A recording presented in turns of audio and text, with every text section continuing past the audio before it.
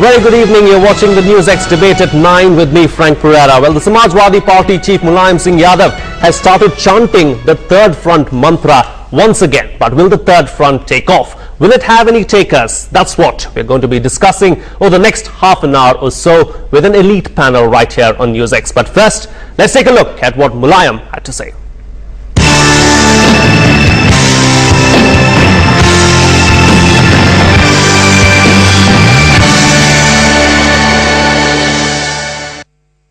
पूरे देश में स्थिति बन गई। मेरी जुड़ी सरकार सूबों में भी रहेगी और दिल्ली भी रहेगी। अभी 10 साल तक उम्मीद नहीं लगती है कि एक दल की सरकार दिल्ली में किसी की बने। मेरी जुड़ी सरकार का जमाना आ गया है। इसे अपनी अपनी ताकत बढ़ा करके विचारों के आधार पर पहले ही चुनाव पहले मिल के लड़ते हो तो विचारधारा पहले और कार्यक्रम पहले ही बना दो। A candid remark hinting at Mulayam Singh Yadav's interest in a third front, sending shivers down the spine of UPA managers. With its 22 MPs, Samajwadi Party gives outside support to the Congress-led UPA. The numbers game is all the more crucial after DMK's abrupt pull-out from the government. But if you look at the history of the past 20 years, the history of coalition politics in India, the reality is that a third front or a fourth front or a fifth front has been the most enduring mirage of Indian politics. Remember, Yadav served as Defence Minister in the United Front coalition government in 1996 and the Left Front, allies in the 1996 experiment, not seeming averse to a second inning. If I remind you, you see, even in the days of VP Singh or when Deve Gowda was the Prime Minister, such coalition came into existence after the election, not before. So it's possible even now. NDA allies no rest rattled after Mulayam's third front bid. Before every general election, there is an attempt or at least a talk about third front which never materializes. It's also one such a, I suppose, time for people to talk about third front, which is like a holy grail. People keep chasing it, but it never gets formed. So it's okay. This is certainly not the first hint from the SP Supremo about going against the UPA. Not only did Mulayam shower praises on BJP leader LK Advani a few days ago, he recently met Sharad Pawar, whose NCP is a part of the government.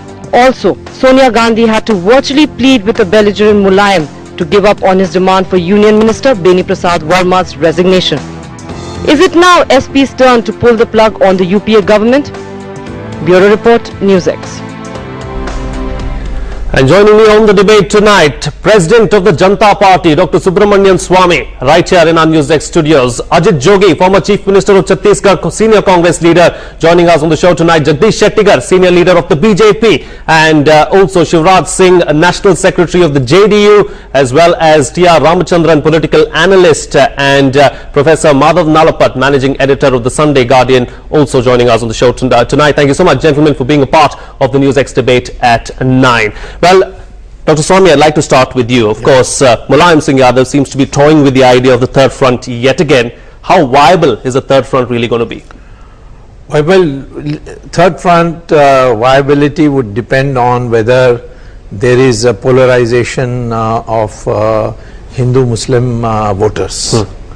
I think, for example, if Modi were to be a candidate, there would be a great consolidation of the Hindu vote. And that would have an impact on the Muslim vote, who will probably then go to Congress. That would mean that the third front will evaporate. But if there is no sharp focusing personalities in the fray as leaders, then I think there is a large scope for the third front. Okay. T.R. Ramachandran, at a time like this, at an uncertain time when you don't know what's going to happen in 2014, regional parties seem to be coming to the fore. Is it wrong for someone like a Mulayam Singh Yadav to have prime ministerial aspirations? No, I don't think there's anything wrong in any leader having political aspirations. But the fact is, can he really get there? At this point of time, it is posturing and pressurizing the Congress as far as Mr. Mulayam Singh Yadav is concerned. And it's very surprising that he should raise and really talk about a proposed third front in Maharashtra in NCP's backyard. So it does assume significance that there is some kind of an agreement or talk between the Mr. Sharad Pawar on the one side and Mr. Mulayam Singh Yadav on the other.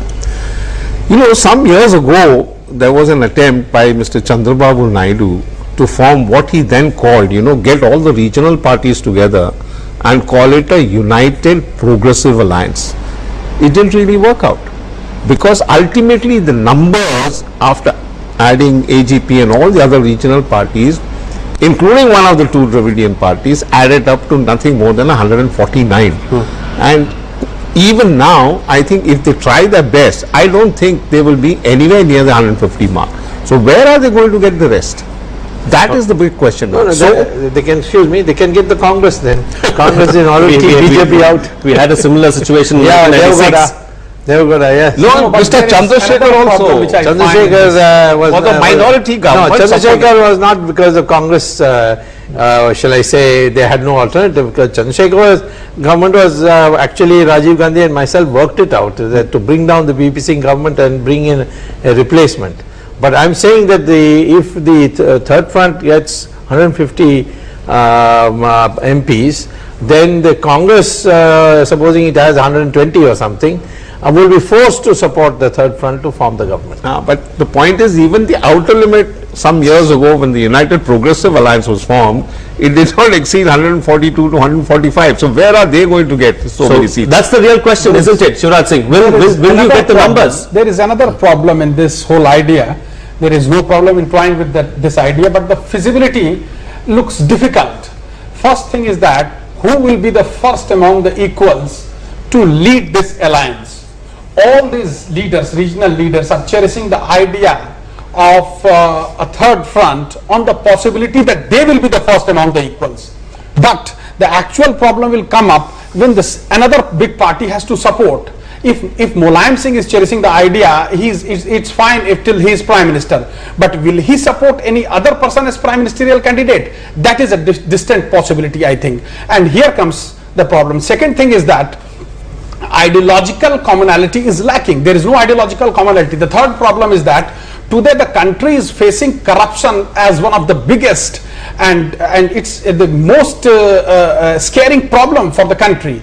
But when it comes to fighting this Congress government, then these people who are ready as replacement, they are more corrupt than or at least equally corrupt as the present government. So I don't think they are going to get enough numbers. One, there will be no commonality and there will be no agreement for the first among the equals. So and there is no possibility of a third front. There is no VP Singh here who was first among the equals. There will be nobody to support anybody else. There will be nobody to support anybody else, but these are worrying times as far as the Congress is concerned. Ajit Jogi, of course, Mulayam Singh first and foremost went ahead and said that LK Advani, he went ahead and praised LK Advani. Then today, of course, he goes ahead and says that there's not going to be a government without a coalition, and says that the third front is going to come to power in the next elections. These are troubled times for you, aren't they? Because you're just hanging on a very thin line of the support of both the Samajwadi Party and the Bahujan Samaj Party, and now you have the Samajwadi Party president, of course, throwing his own tantrums. These are really troubled times for you. Not at all, not at all. We are talking about the third front and the possibility of third front. There are 3-4 reasons. One, the country has experienced third front in the past also, and it was a total failure. It didn't last. It couldn't do anything for the country. They were fighting among themselves and doing nothing for the nation. So the voter knows, the nation knows that third front is not a government that will ever work. Number two, as we have already mentioned, after all, there has to be a leader to lead the third front. If you look at the claimants, there are at least a dozen claimants who would like to lead the third front. In that scenario, third front would never materialize. The third front did nothing for the country is what you had to say, Mr. Jogi. But my question to you is, it's the same Congress that supported the third front in 1996. The voter in India has always voted very intelligently. He may not be literate, he may not be educated, but when it comes to forming a government, the voting pattern has always been in favor of the nation. Whether it was after emergency, Indiraji's government was thrown out, and in 2-3 years after that it was again brought back.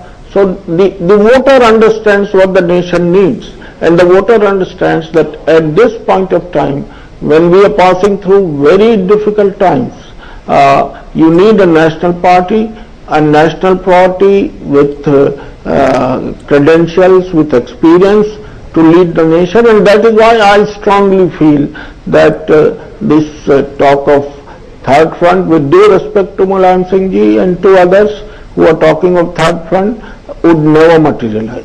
Okay, you are saying the third front would not materialize, but Mr. Shettigar, the Congress and the BJP certainly seem to be losing hold. Regional parties, regional politics seems to be the core right now. You look at Karnataka, of course there is a JDS. You look at Tamil Nadu, it's AIDMK and the DMK. You look at Andhra Pradesh now, you have parties like the YSR Congress and you have parties like the TRS that are coming to the fore. So clearly the national players seem to be losing ground.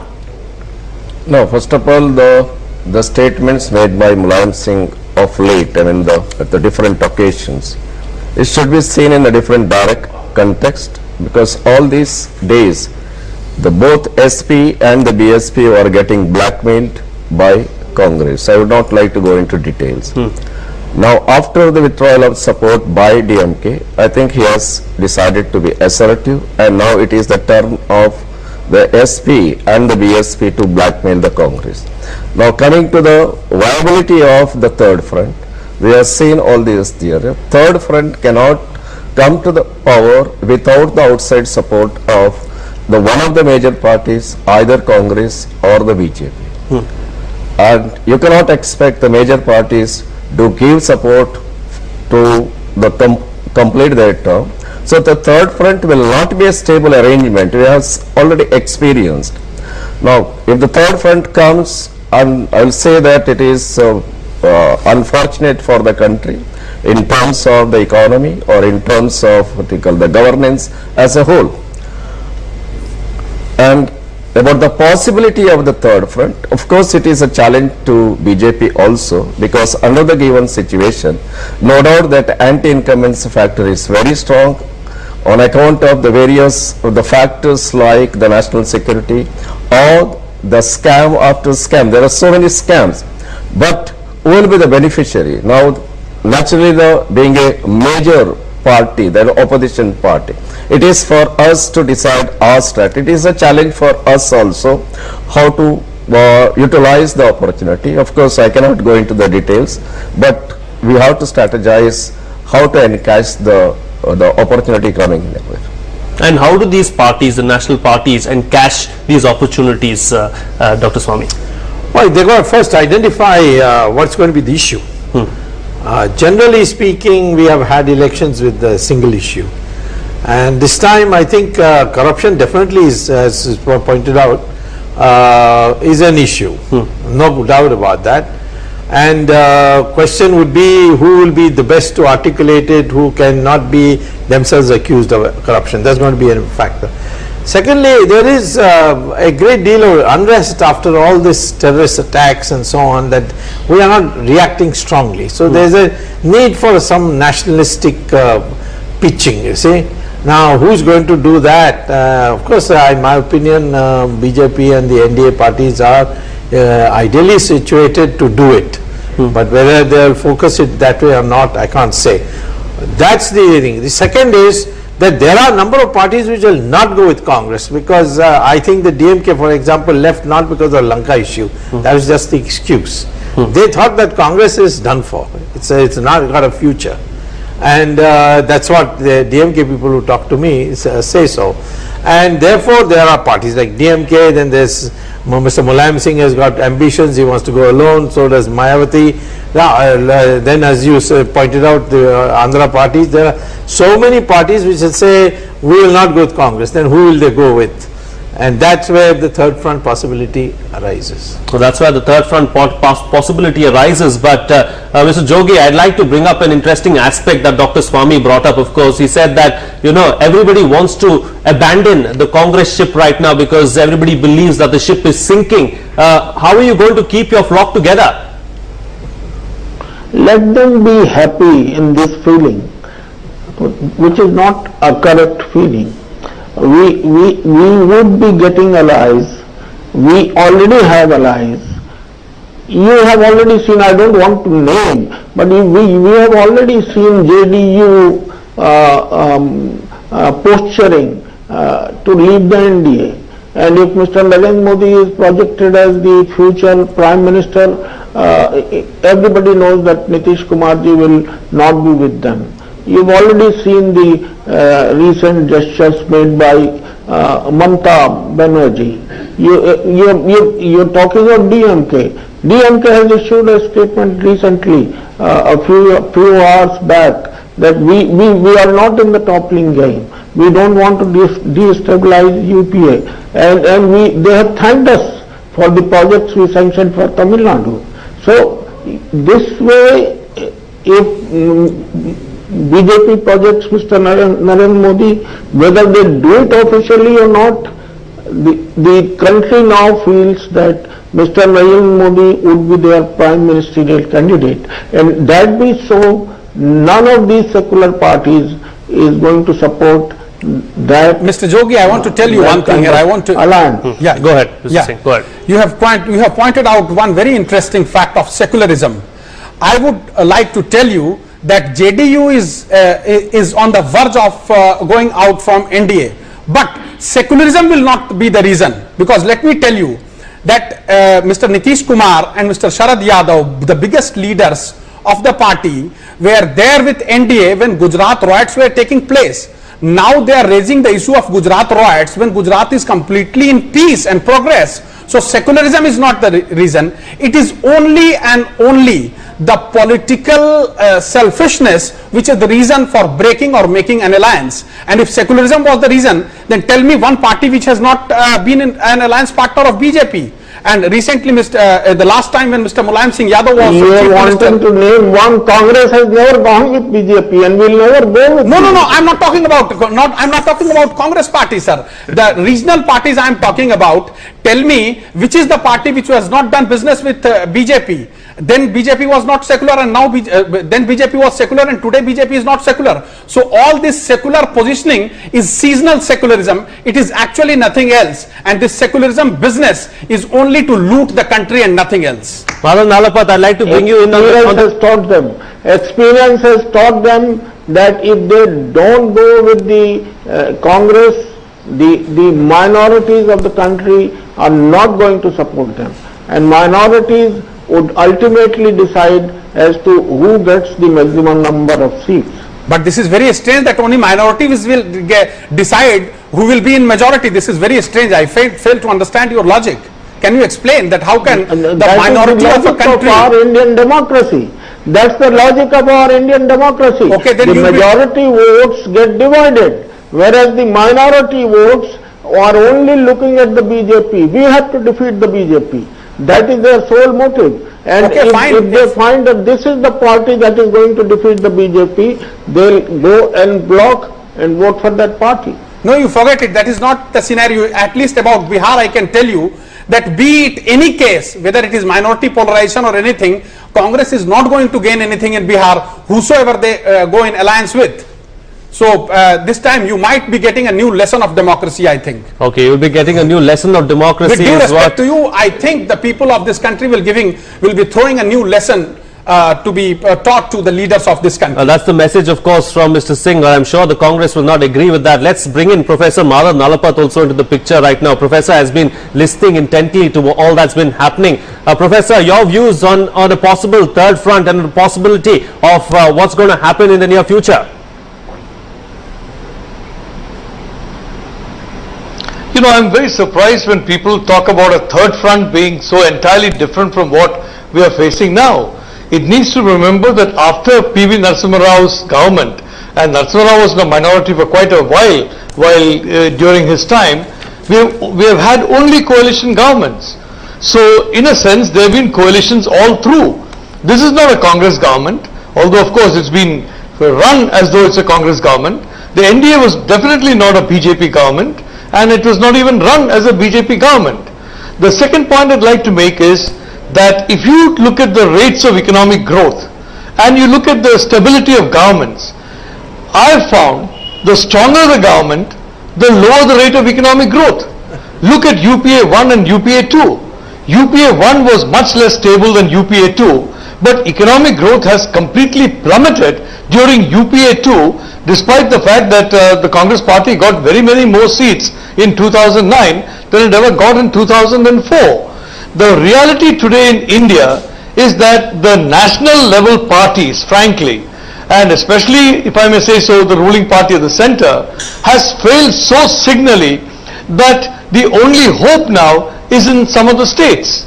And that is why state leaders are coming up, and it's perfectly natural. You have seen this in the United States, where governors of states, for example, Bill Clinton is one example, where governors of states come up and they get promoted to national politics. So because some of the states are doing so much better than the center, there is obviously an attention paid to state leaders. So I'm not a prophet of doom where it comes to a third front. A third front may function far more effectively than a one-party dominated situation. Stronger the government, weaker the economic growth. Do you agree with that, Dr. Swamy? Well, I think in a sense what Professor Nalapat says is that the moment government gets out of economic policy, the country does well. Of course, that's a ideologically distinct position where small governments lead to better economic growth. This is what the Reagan used to say. Yeah. I think in the it would be difficult to classify what is a strong government. I think when we had a one-party government, we also had the Soviet economic model, which was a disaster everywhere, including in the Soviet Union. Yes. So what has changed is the economic model changed, the economic approach changed. We shifted from command economy to market economy, and therefore this is a kind of a nonsense correlation. If the number of shoes produced in the country and the rate of suicide, is positively correlated, but that's because both are related to the growing population. Here it just happens to be so that the time the economic reforms came in, we had started having a series of coalition governments. So broadly agreeing that the smaller the government, the better. And the weaker the government, it means a small government naturally. But I think what is important for economic growth is the model that you pursue. Certainly, that is very important, the model that you pursue. But Mr. Ramachandran, what I'd like to ask you is how much of an impact, or how much of an impact exactly is inflation going to have in 2014? I think it's going to have a phenomenal impact. You cannot wish it away at all. I mean, the whole hullabaloo now and people really suffering has been constantly at the top. It's the price spiral which the government has been unable to control, the issue of corruption, and the hardship that has been growing by the day for the poor people in this country. How can these issues be wished away? I mean, it's a fact of life. Every day people are suffering, and therefore I think the Congress is on the back foot right now. They are hoping that a miracle will happen whereby they hope to at least get 100 seats. And what is this miracle? This miracle is basically that if their schemes materialize by then, including the deposits in banks to the poor or the poor, then they think something will happen. Otherwise it's going to be very difficult. Mr. Jogi, of course, corruption and inflation are two major points that the Congress is suffering from right now. How are you going to tackle these two problems, corruption and, of course, inflation? I entirely agree with the panelists that these two issues are the most important issues. But We have the state governments. You look at the state government in Chhattisgarh or in Madhya Pradesh or in Gujarat, that the kind of corruption that prevails there. They are selling away everything, the minerals, water, trees, forests, hills, everything is being sold away. And the kind of corruption they are indulging in is unparalleled, unprecedented. So when corruption, we talk as an issue about corruption. There are state governments where corruption is there and is far greater than what it can be seen at the central level, and it affects the common man much more than the corruption at any other level. So if corruption is an issue, we'll talk about it. We'll talk about their state governments and the corruption in their state governments. If inflation is an issue, why are the BJP-led state governments not conducting raids on black marketeers, on hoarders? What are the steps they are taking to curb inflation? And everybody understands the global scenario, the global situation, the economic situation, the kind of GDP growth rate we have, it would be about 4th or 5th in the world. In countries even like powerful countries like America, Europe, they are suffering. So all these facts are there. You can't wish it away. But what you are saying, Mr. Jogi, is quite contrary to the perception. We will face these issues very boldly. We'll talk about corruption, we'll talk about inflation. But you can and talk about say that we have done our best. Tell us what else. What have you done about bringing the black money back from the foreign banks? You have utterly failed on that account after giving the assurance to the people of the country. You have failed. The government, the foreign banks and some of the governments are ready to share the informations, and the Congress party is not ready to share the information. They are hiding behind some rules or the other. Why don't you share the information? Mr. Swami is there, here on the panel. He is the biggest crusader for that case. He most definitely is the biggest crusader. Yeah. Task, but we are moving ahead and we are doing our best. No other government would have done better in bringing the black money. You are not even ready to investigate the cases which are pending, and this 2G scam and all these scams were being investigated only when you were pushed to the wall by people like Mr. Swami. You are not ready to investigate. Even now you are not ready to investigate. Ours is the only government which has put our own MPs in jail, our own ministers in jail. Only the poor Dalit ministers you are putting behind the bars, not the powerful ones. You are putting only the Dalit ministers behind the bars, not the powerful ones. The actual culprits are roaming not roaming on the streets, but rather they are ruling the government. Only we are sending the Dalits behind the bars. Wherever it is proved, we have removed our CM, Mr. Ashok Chauhan. We removed our ministers. We have taken action against our ministers. We have put them behind bars. Mr. Swami, tell me any other government which has done so. Scam. There are so many non-Congress governments. Are they doing it with the people who are indulging in corruption in those I have read in the national newspapers today only that Mr. Raja is saying that I am not only the culprit. Why don't you catch the real culprits? That will have to be proved. Just because one person says, you can't take action on that. He is not an ordinary person. Now he is the minister concerned, and he said that equal responsibility has to be shared by with the Prime Minister, and I have also read the name of Mr. Pranab Mukherjee in that. He said that I have taken the Prime Minister and Mr. Pranab Mukherjee while taking that decision. Because he is head of the government. I have read into the national but newspapers. All these will have to be investigated and inquired into, and everybody knows Dr. Manmohan Singh is the cleanest possible. That we all know, but how can the investigation be fair when all these people are in the government? Let's now get a word from the champion of the cause, the crusader, as Shivraj Singh pointed out. Dr. Swami, are you happy with the way the government has dealt with issues like the 2G scam, with the black money issue? Where are we headed? When are we going to see the government come clean on issues like this? Well, the government has been dragged to the court. You may remember that when I brought proof to the Supreme Court about the involvement of Mr. Raja and this 2G, I had asked for sanction to prosecute Mr. Raja. For 1.5 years, the Prime Minister sat on my application, would neither say yes nor no. And finally, the Supreme Court, in an unprecedented judgment, which is now published in the journals of the Supreme Court as Subramaniam Swamy versus Manmohan Singh, they actually issued notice to the Prime Minister. And but for the fact that the Prime Minister was regarded as a person who is himself not taken the money, I think the Supreme Court would have passed strictures.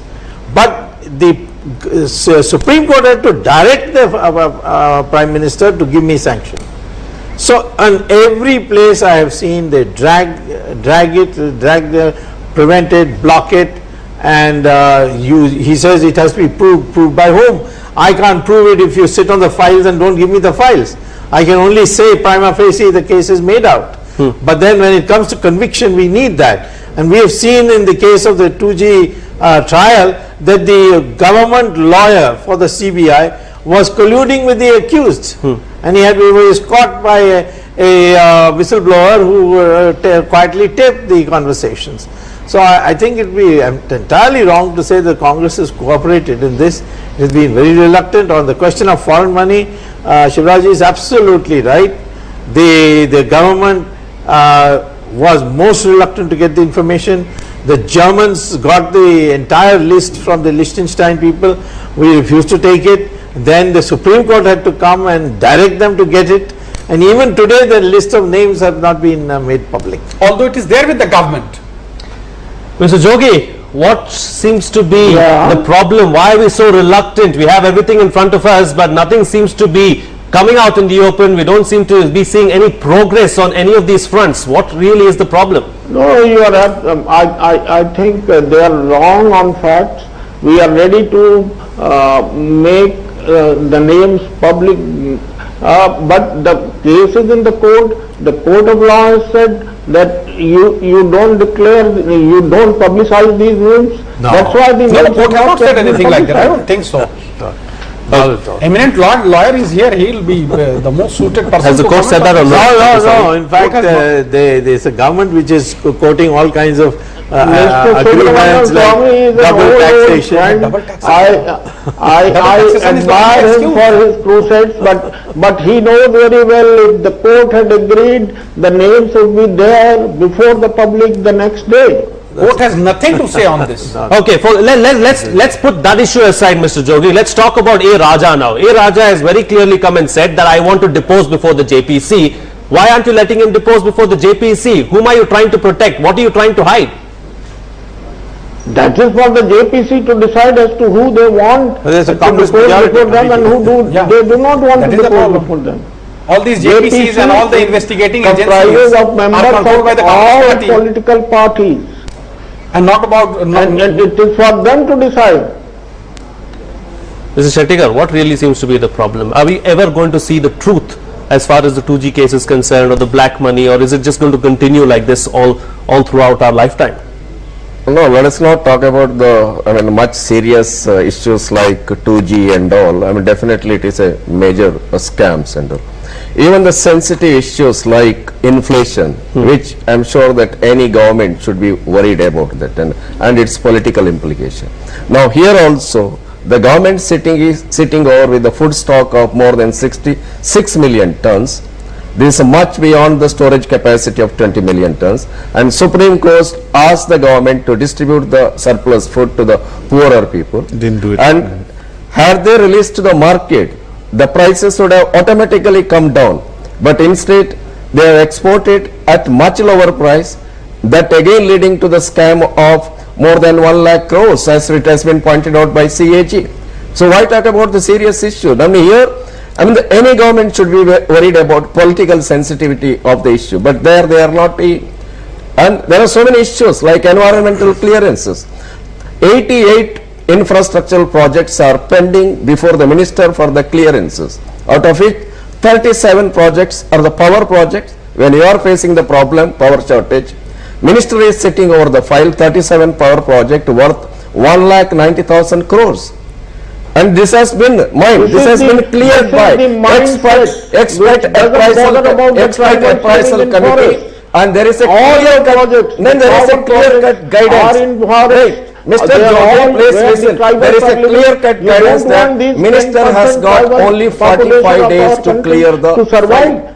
But she is sitting over the file. Mr. Jogi, you had your chance to speak. From there, you want to dig your iron ore from there. Mr. Shettigar has been listening to you very patiently for the last 15 minutes. Let him speak for a couple of minutes and then you'll get your chance to rebut. Yes, Mr. Shettigar, complete. As per the environmental laws, total within 210 days the government is supposed to clear it. As far as the minister is concerned, it has been clearly defined. Minister has to clear within 45 days. But even let alone the private projects, even the Coal India project, 60 you are not bothered about the tribals. You are not bothered about the forest. 33% of our land mass must be under forest. You want to cut down all the trees? No. You want to destroy all the forests? No. You want to destroy all your tribals? But once the expert appraisal committee has given its report, after environmental impact assessment is done and the public hearing has been conducted, then only expert appraisal committee gives its opinion. You know how the public hearings are being conducted? I know the procedure. I come from the tribal area. I am a tribal. I know it for sure. How do you do it? No, it has been clearly defined. There are 6 steps, and the 6th step is with the minister. This is what the corporation of 45 days. And this is what we want to do. No, this is not what I do. This is a norm decided by the government. You don't follow your own norms. She said, "I will not let it happen." Okay, let's bring Professor Ramesh put his foot down. But Mr. Jogi, I want to say one thing here. If the tribals feel that you are the actual well-wishers of the tribals, then I disagree with you, because most of the tribal dominated seats are won by the BJP and most of the tribal dominated states are ruled by the BJP. I do not think the tribals of this country have faith in Congress party, including your own state Chhattisgarh. This is the second term for Mr. Raman Singh.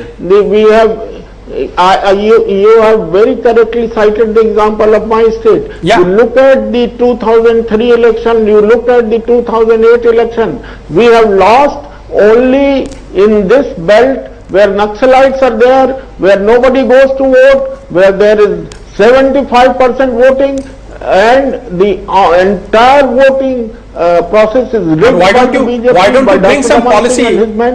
Why don't you bring some policy? You have the government at the center. If in 12 seats, we can't go and campaign. Sir, there is a government at the center of Congress party.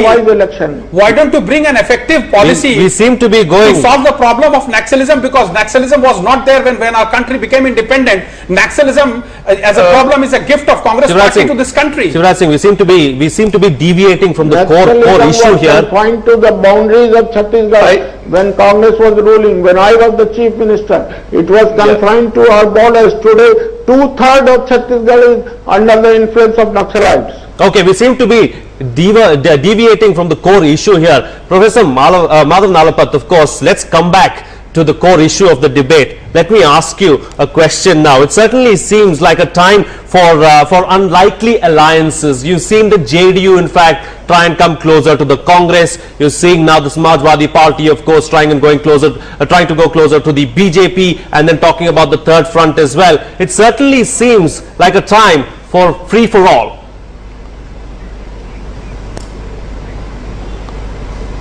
Well, it's, this points to one very, very important factor which we haven't touched upon, and that is the reality that the national parties, unfortunately, have seemed to be at the top run by people who spend far too much time in Delhi. They stay in Delhi, it's their home city, and when they go to the districts at all, it's for 24 hours or 48 hours, and they come back, and they have very little exposure to what is happening in the real India. I mean, when people from other parts of the country come to Delhi, they are sometimes, they wonder whether the British have left and India was a British colony. Now in a sense, we have become almost a colony of some entity called Delhi, which is now trying to extend its tentacles throughout the country and which is frankly slowing down progress. Mr. Jogi was talking about the tribal population. I know he has certainly moved a very far distance, but the kind of policies that he seems to be favoring are policies that will keep our tribal brothers and sisters exactly where they were for the last 4,000 years. The tribals in India, the non-tribals, they all want to move on. For that you need power, you need growth, you need development. And this is the kind of very relevant kind of philosophy which unfortunately was adopted by India in the 1950s in the Northeast.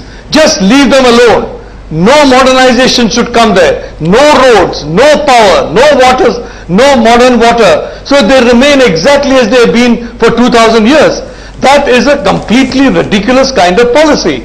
The whole country has a right to be socially progressive, and that means the fruits of development. And I agree totally with Jagdish. It's unconscionable that a ministry should block progress in this manner. In my view, the environment ministry is costing this country at least 2% of economic growth a year.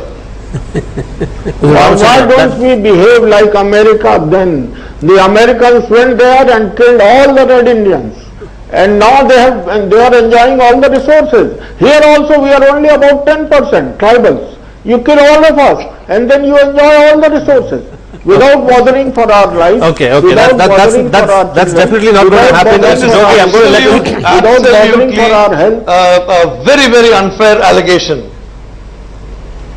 Okay, that's an unfair allegation. Let's leave it at that and now talk about something else. Of course, Mr. Ramachandran, another problem really is our regional parties do not know where they are heading really. Now, let's look at the DMK. DMK today came out and gave a statement and said that, they do not want the government to fall. And this just days after they pulled out of the UPA government. You have the DMK now coming and saying that they do not want the government to fall and they are weary about the Congress government failing at the center.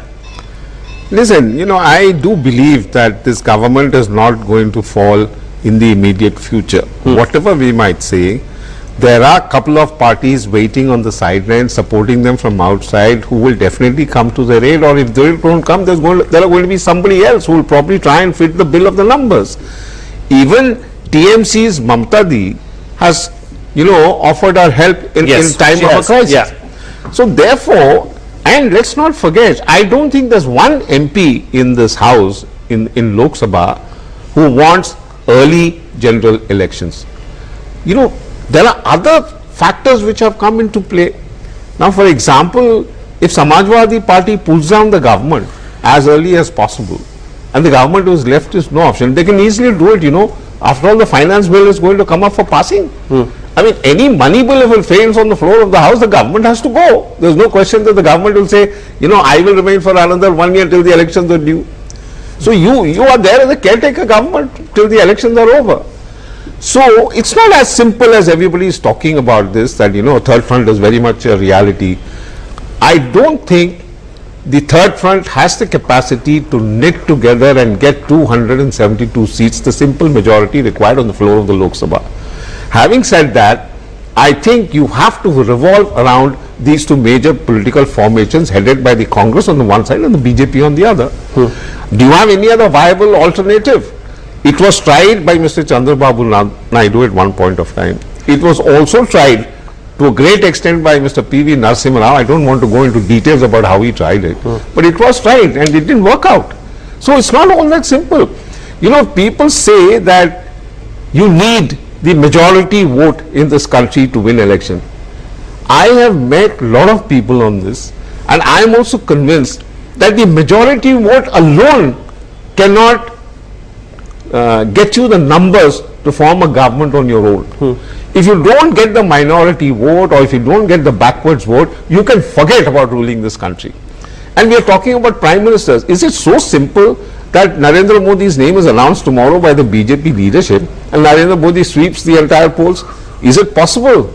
Let them name Narendra Modi's name today. Okay, is that possible? That's something that we'll have to ask Mr. Please ask Mr. Is that Shettikar. possible, Mr. Shettikar? Is that what the BJP is really banking on? That tomorrow or in November will come out and name Narendra Modi as the prime ministerial candidate, and there's going to be a major sweep across the country and everybody is going to go the way of the BJP? No, I'm not in a position to say whom the BJP will project as a prime minister. Don't name the person, but do you believe that that's something that's going to happen? That a single person can change the fortunes of an entire party? No, it is for any political party. Definitely leader plays a crucial role, especially energizing the cadre. Now, as far as energizing the cadre is concerned, there is no doubt that compared to the rest of the leaders, definitely Narendra Modi has got the capacity to energize the BJP cadres. Now, as far as the strategy of the party is concerned, the party leadership has to decide whom to project, because there are other factors also. Energizing the cadre is definitely crucial, but that alone is not sufficient. There are so many other factors, or the limitations, rather limitations are there. Taking all these factors, party may decide at an appropriate time, and that again party may decide whether to project somebody before the election. That also and it depends on the strategy we have to do. See, that is the factual position. So if everyone is going to say, well, he is going to be the candidate, I don't think senior leaders like him in the party will instantly come out and say, no, he is the leader and he should be there. Even the party president, after talking about Modi for a few days, has currently gone quiet. Because if they do anything like that now, they will get into an absolute mess. You get into an absolute mess. Professor Nalapat, of course, it certainly looks like it's going to be Narendra Modi versus Rahul Gandhi, at least by the way things stand right now. It seems like that's the way things are headed. Is that going to be the downfall of both the Congress and the BJP, projecting Narendra Modi and Rahul Gandhi? That's a silly thing. Well, in my personal opinion, both the Congress and the BJP will actually benefit significantly if Narendra Modi and Rahul Gandhi are put forward as the leaders of either formation. In the case of Narendra Modi, there has been a controversy, and quite an unavoidable one, relating to 2002, but there is on the other hand his record in Gujarat, his record of performance, and the fact that he is certainly building up a constituency in large sections of the people. And let's not forget, although he never mentions his own community, Narendra Modi also comes from a backward community. So there is a very, very strong vote bank that could find itself identified with him. Rahul Gandhi is young, he comes from a very distinguished lineage, and he has, made some very, very good moves in terms of wanting some modern policies. So very definitely I think that kind of a clear-cut situation would be advantageous to Congress and BJP. What is not advantageous to them is the current confusion. I mean, it's very obvious Manmohan Singh is on his way out. So what is a replacement? Rahul Gandhi says he doesn't want to come. There's a question mark. In the case of BJP, many leaders, especially those who are in Delhi, do not want Modi. There's a question mark. Frankly, removing that question mark will help both the Congress as well as the BJP. Well, removing that question mark is going to help both the Congress and the BJP, is what Professor Nalapat is saying. Dr. Swamy, what do you think? What do you believe? I think he has very succinctly put the matter. See, the question is, we are, after July, the whole juggernaut will move, as they say, because you got 5 assembly elections coming in the end of this year. Now, by all accounts, I mean, nobody can ever be sure of election results in India, but all accounts, Congress is going to get a drubbing in these 5 states, particularly the big ones, Madhya Pradesh and Rajasthan. Now, if that was so, then I think Congress will be in complete tatters, because they can't afford to go to elections after being defeated in 5 assembly elections. The whole atmosphere will be vitiated for them. But are they going to lose in all the 5 states? That's the question, because there's a sea of change already in Karnataka. We saw in the local body election. Karnataka is going now. Yes. I am talking about Madhya Pradesh, Chhattisgarh, Rajasthan, Delhi, and one more state. These states are not, I think, is it Andhra? Andhra had been 2014. Yeah, 14. Now, these are states where there is no hope for the Congress, according to observers. You know, as I say, in elections, nobody can be able to be sure. If that is so, now Congress has a problem. Is it going to wait for that kind of a verdict and then go for general elections, or have the elections before? And there's another additional question. Do you want every day to be taunted by Mulayam Singh and Mayawati? Because they are not very, they have never been pro-Congress. I know Mulayam Singh for a long time, and I can tell you the one thing that is, he's imbibed from Lohia is to have a deep distrust of the Congress party. So he will continue to maintain, for his image sake, attacks on the, and so Congress will look like a lame duck from day one after this parliament session. So I think what Nalapat said is absolutely right. The BJP, if it wants to, or the NDA wants to take advantage of this decline in Congress popularity, it must project a clear-cut leader. Okay. And Modi is certainly that. I'm not advising BJP who they should put up, but I'm saying that he is one who is very clear-cut. Now, if you ask me, is there anybody else? Well, I can't think just now.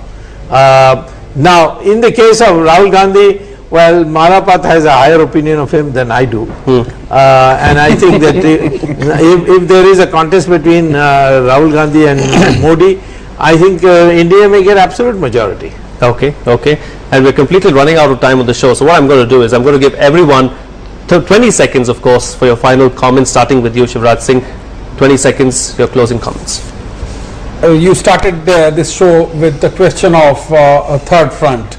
As far as I think, there is no question of third front government in near future. As I said, who will be the first among the equals? Everybody wants to be himself first among the equals, and nobody wants any other person to be first among the equals. Okay, Mr. Shettigar, 20 seconds, please. In the prevailing situation, whether it's atrocities on women or the lack of governance or the problems you are facing from the security angle, the country needs a strong leader. Okay, the country needs a strong leader. We'll leave it at that. Mr. Ramachandran. Well, the Congress has tied itself in knots. It's facing a very gloomy situation. How it extracts itself from this situation, one has to see. But that doesn't mean that those opposed to the Congress party or those who are even supporting it from outside are in a position to knit together a grouping which will get the requisite arithmetic. Okay, okay, we're talking about numbers there. And Mr. Jogi, in 20 seconds, your closing comments, please. I would say that third front is not going to materialize.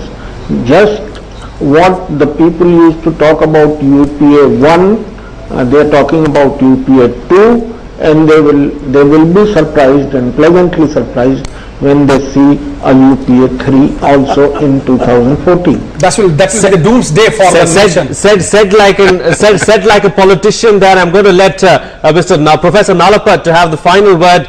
Professor Nalapat, in 20 seconds. Well, the good news is that the Indian voter has finally ceased to be all forgiving of the politician.